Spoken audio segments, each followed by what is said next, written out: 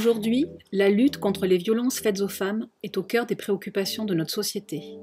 Elle fait l'objet d'une politique publique à part entière depuis plus de 10 ans.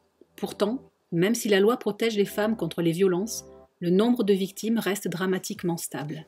Alors notre mission, c'est d'accueillir les femmes et les familles, de les informer sur leurs droits pour qu'elles puissent les faire valoir et pour qu'elles puissent connaître précisément toutes les démarches à entreprendre. Alors c'est vrai que nous accueillons, nous informons les femmes dans le domaine de l'accès aux droits, qui est notre mission première, dans la lutte contre les violences conjugales et les violences sexistes sous toutes ses formes, dans le soutien à la vie familiale et à la parentalité.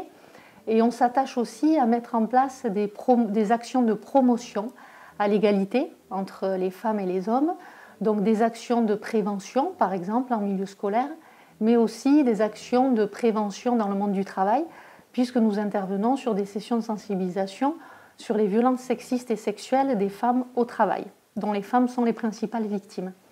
Alors c'est vrai que nous avons des permanences juridiques sur l'ensemble du département des Pyrénées-Atlantiques, alors aussi bien en zone urbaine qu'en milieu rural. C'est important d'être présente aussi en milieu rural et dans les quartiers prioritaires de la politique de la ville. Donc ça veut dire des permanences d'accès aux droits dans les centres sociaux, dans les MSAP. Et c'est vrai qu'au CIDF, on est fortement sollicité par des demandes d'informations juridiques en droit de la famille, souvent dans le cadre de séparations conflictuelles.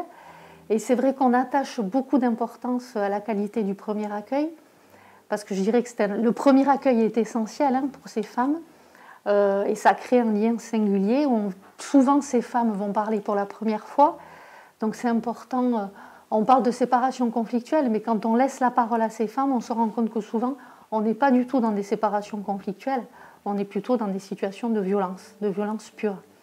Donc c'est important pour ces femmes de pouvoir parler, qu'on puisse avec elles appréhender tout ce qu'elles doivent entreprendre, les démarches, et qu'elles puissent surtout connaître toutes les démarches à entreprendre.